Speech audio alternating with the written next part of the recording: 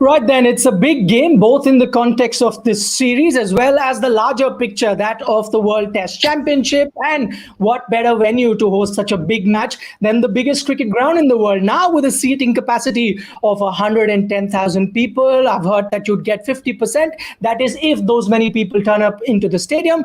Virat Kohli has already come out and said that that's going to be a big advantage to have so many people rooting for them. And while the crowds may be partisan, we've tried to maintain a balance here on our ESPN Cricket Info studio. We've got an expert each, one from England and one from India, and Gautam Gambhir and Ian Bell. I'll be your host, Nikhil Naz.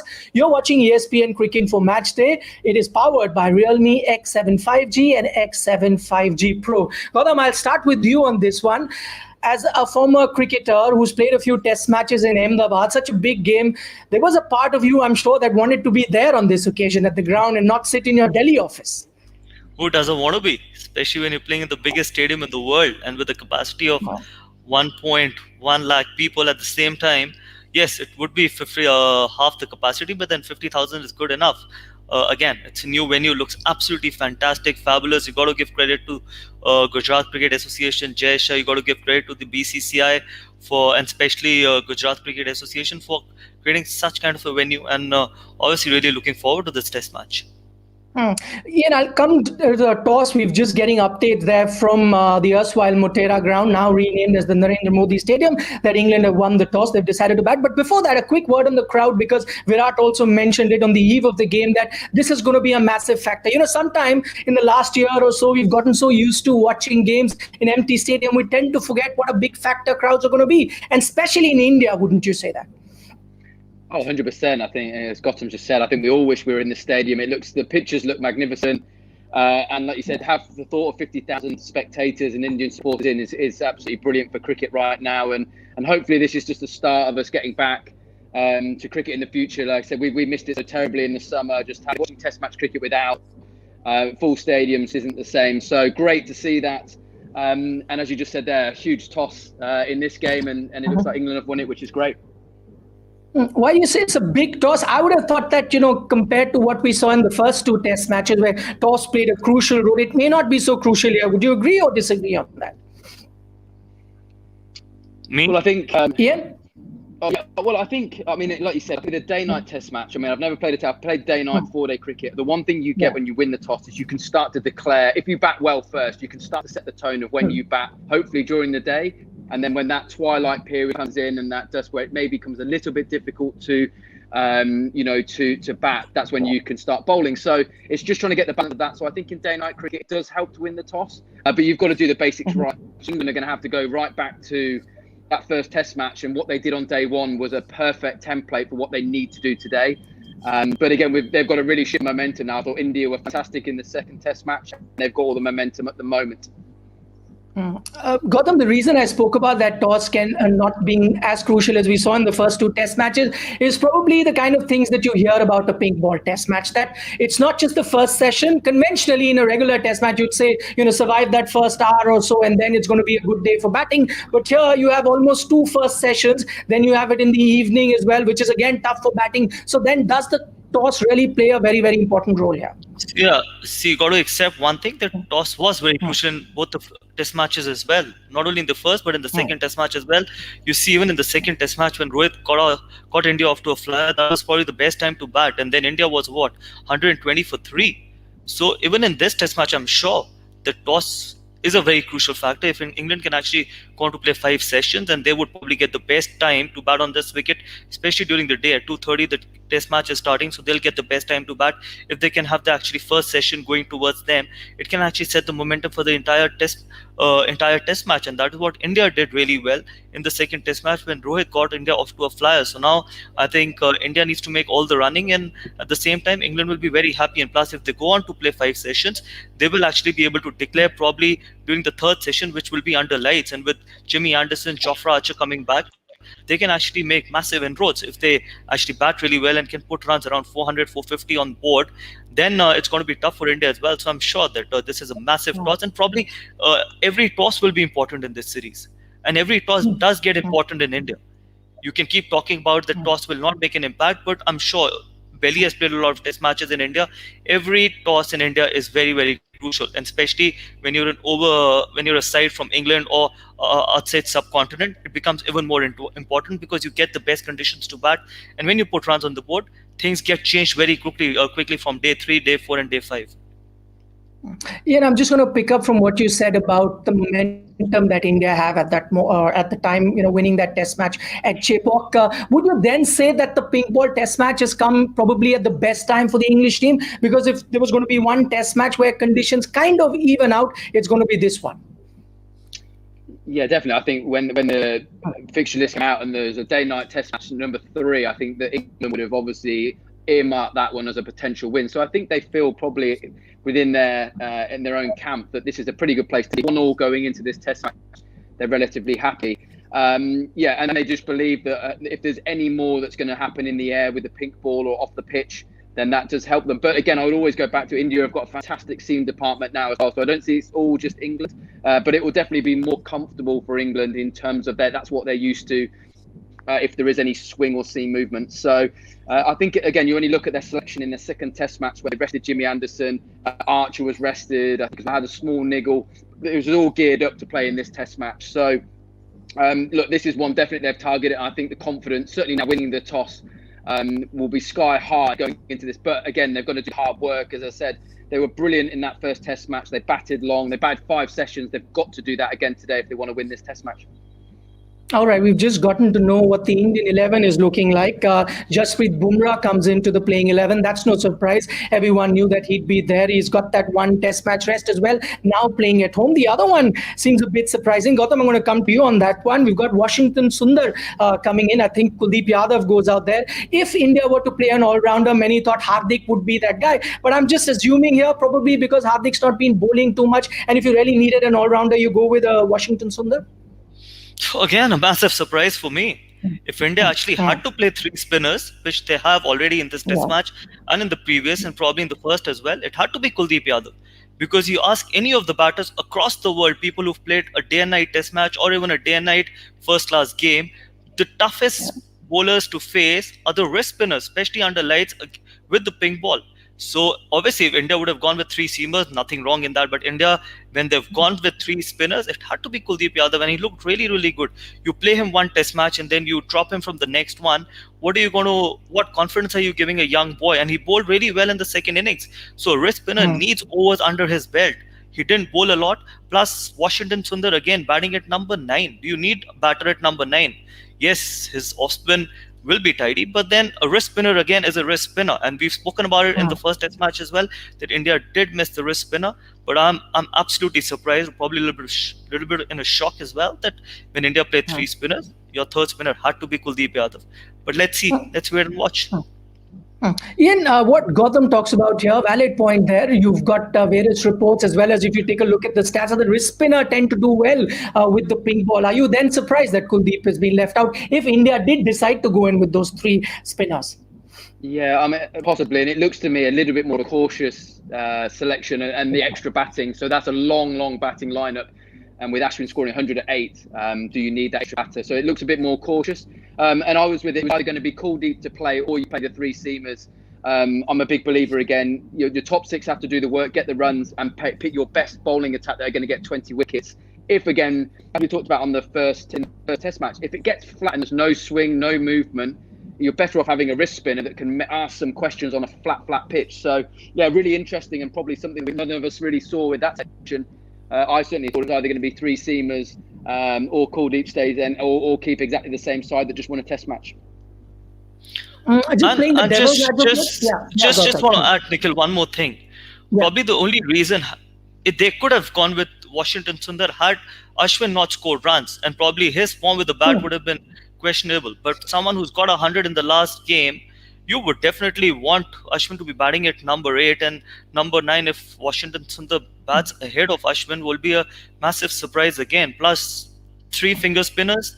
And especially on day one, probably let's wait and watch, because England will be very happy not to see Kuldeep Yadav, especially under lights, because they're a young batting lineup, and at the same time, a wrist spinner bowling in the third session can actually ask a lot of questions. Just playing the devil's advocate, Gautam, we've seen this in the past that India have gone with an R. Ashwin when he's been in form with the bat.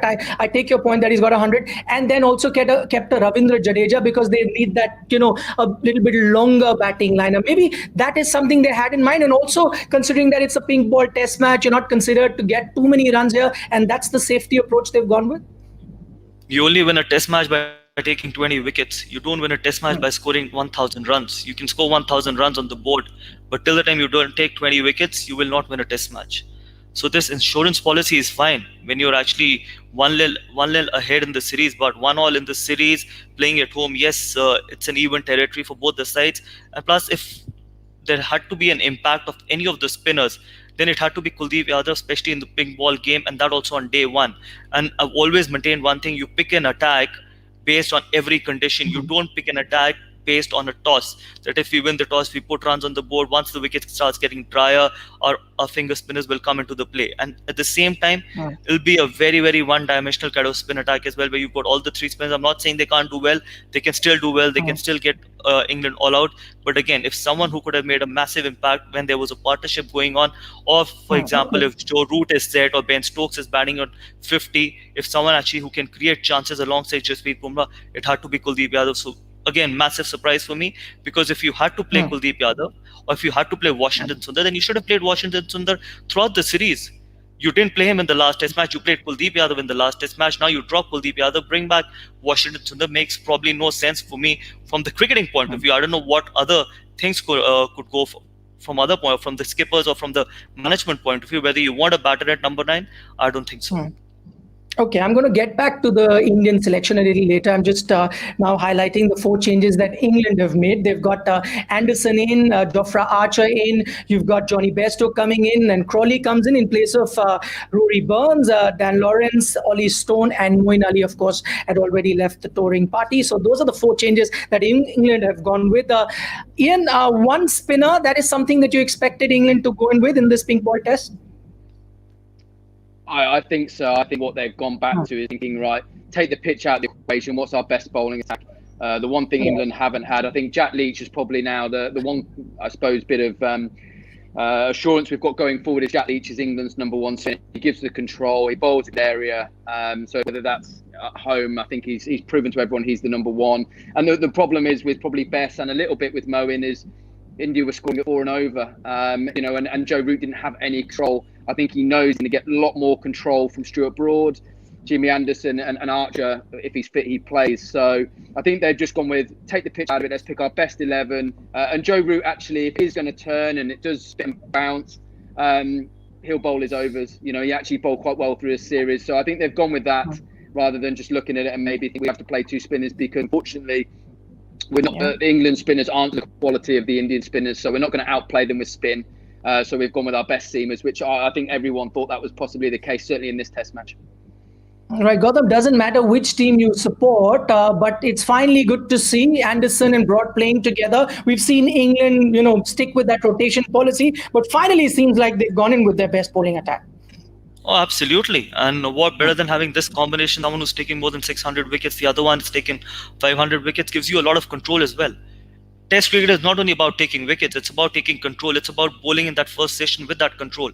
And you got to decide when you got to go for that wicket-taking opportunity, whether it's going to be the second session or whether it's going to be under light. So all these sessions, especially in test cricket, becomes very important. Once it's really flat, nothing is happening. Then you go back to your probably dependable bowlers or experienced bowlers like Jimmy Anderson and Stuart Broad. And once it starts moving a little bit, where there's a little bit of nip and bounce, then you can actually bring back Jofra Archer as well. From the Jofra's point of view, it's very good that Stuart Broad and Jimmy Anderson are playing together, because you can actually use Jofra differently. You can use him in short bursts and actually use him as a wicket-taking option. Don't give him those long spells. Like, you can still throw the ball to Stuart Broad for those long spells. Plus, you've got Jack Leach who's going to give you control. Ben Stokes can come in. Joe Root looked actually very good in the last test match. The speeds he was bowling at, actually, if it starts turning and gripping, and sometimes when you pick an off spinner, you tend to underbowl your own self as well. But now when you don't have an off spinner, Joe Root, I'm sure, will bowl a lot more, especially against the left-handers, and actually can create a lot of chances as well. So I feel that this is a very good bowling lineup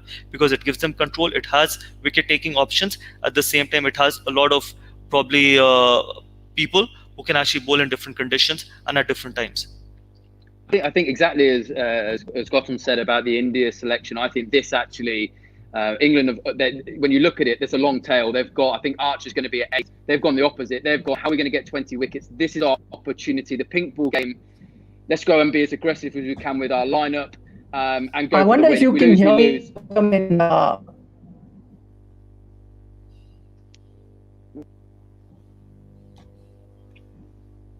Yeah. Hello. Nikhil? Sorry, did I lose you there? Ian and Gautam, can you hear me now? Yeah. Ian, carry on. Hear you now, yeah. No, so I believe England have gone in a little bit, with, like you say, with India the extra, maybe all-rounder batter. England have gone the opposite. I think that tail is long, but they've got all the options. They've got to take 20 wickets.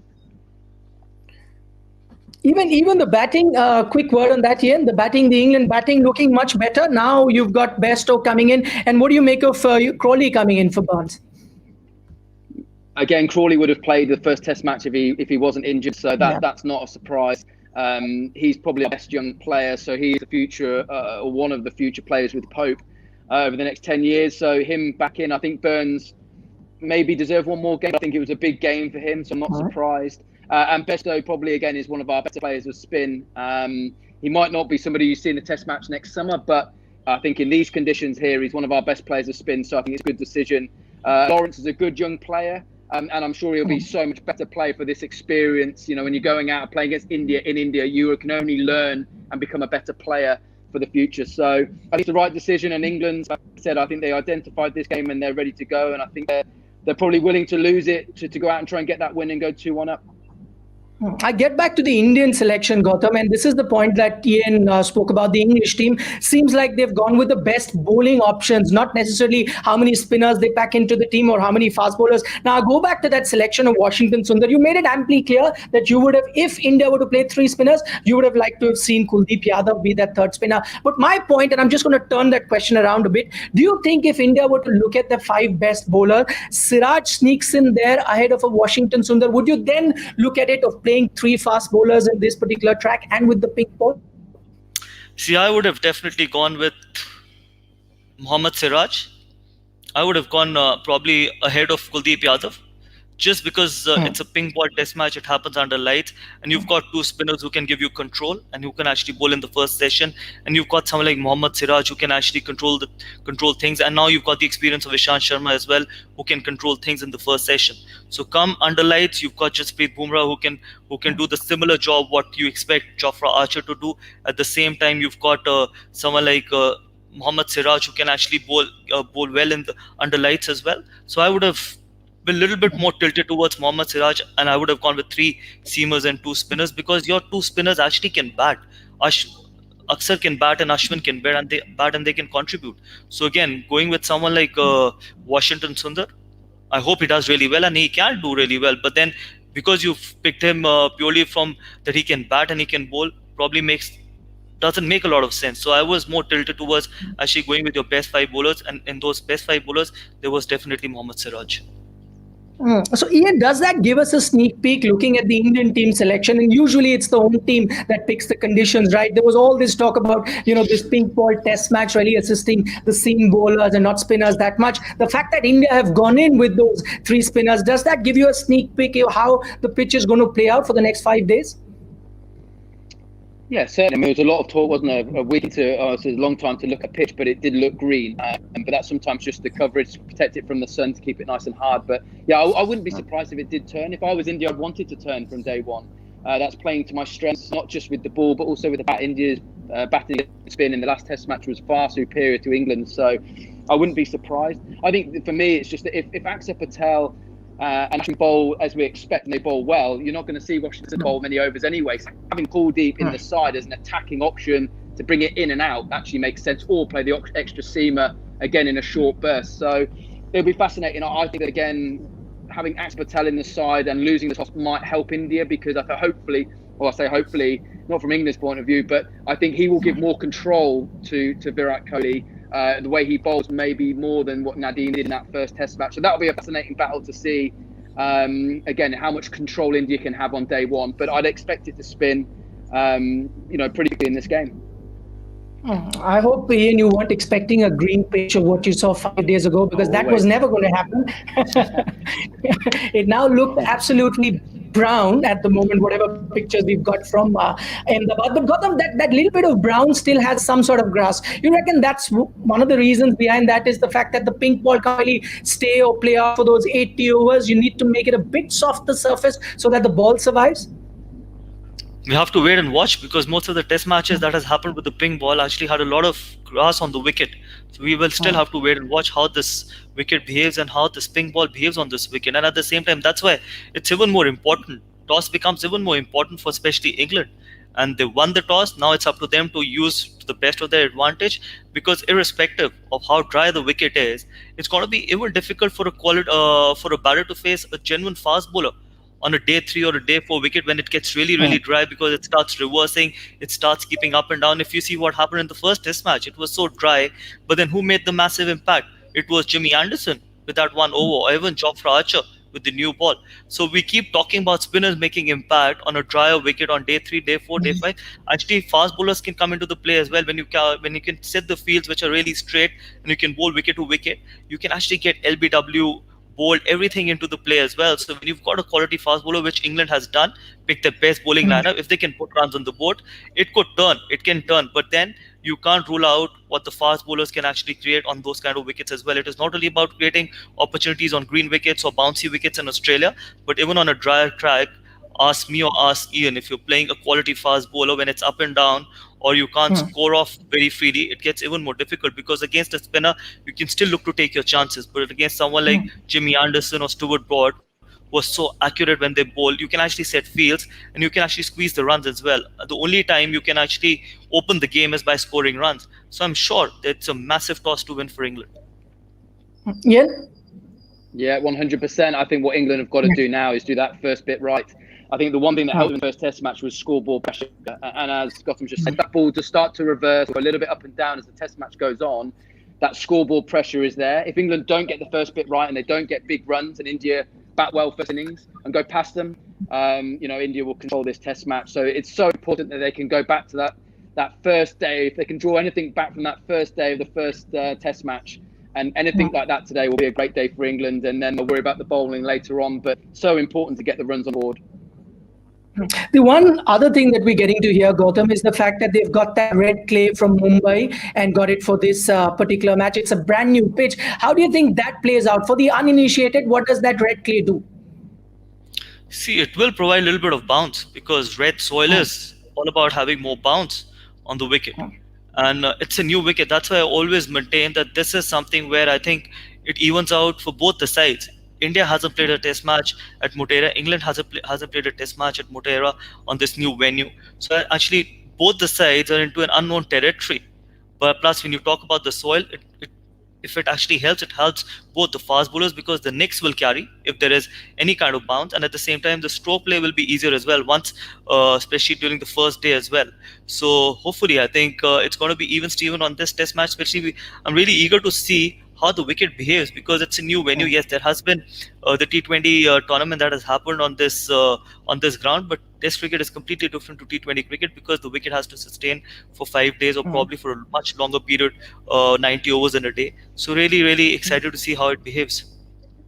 In England would cherish that extra bounce, as well as the other thing that Jimmy mentioned, taking a look at that SG pink ball, he says that it looks quite like the Duke's ball. Yeah, I mean, the one thing with the SG ball, you just have that little bit more seam, don't you? It's more like the Duke's ball in terms of compared to the Kookaburra ball. So I think generally when you speak to the guys, they quite like bowling with it.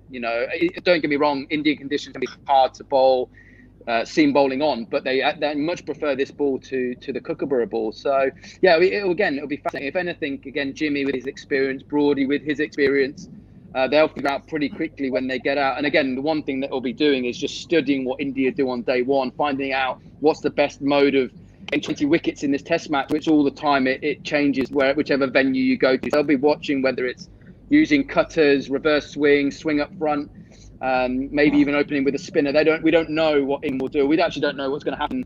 Like we said, there's been so minimal pink ball day-night cricket anyway in the world. So, yeah, fascinating to see. But I think Jimmy Anderson in particular, I've got no doubt, will play a major part in. If England are going to win this Test match, he will play a massive role. Talking about the pink ball, the one player that we'd all be looking forward to holding that pink ball is going to be ISHANT Sharma. He's playing his 100th Test match. Gautam, I'd love to talk to you about ISHANT. You know, for someone that you must have seen as a young kid, I don't think the two of you live apart from each other, few kilometers maybe, where you grew up in your houses in Delhi, then played all your domestic cricket together. Now he's going to be playing his Test match. How have you seen his journey from so close? Expecting to have reached this far? Oh, absolutely phenomenal. Anyone playing, especially a fast bowler from India playing 100 Test matches, is an unbelievable achievement. See, and it's just day in, day out. You got to run in, you got to bowl on wickets which are not helpful. There are Test matches where you've not even bowled even 1 over in the entire innings and still go on to play what? He's probably the third or the fourth Indian fast bowler to play third or a second fast bowler to play 100 Test matches, which is massive. Second, and we always knew that he's going to play for India.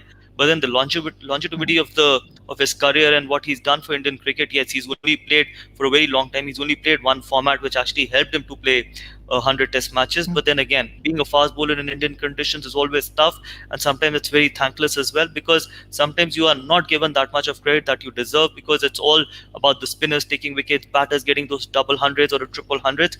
But then as a fast bowler, when you're a young kid, you always want to play one Test match, but when you go on to play 100 Test match for your country, it's an unbelievable achievement. So I hope that he has a very good Test match, not only from his personal point of view, but from the team's point of view, because you want to remember your 100th Test match, like what Joe Root did during his 100th Test match. He did score a double hundred, but England went on to win that Test match. I hope ISHANT would remember this Test match, not only from his point of view, but from the team's point of view. But then again, it was massive.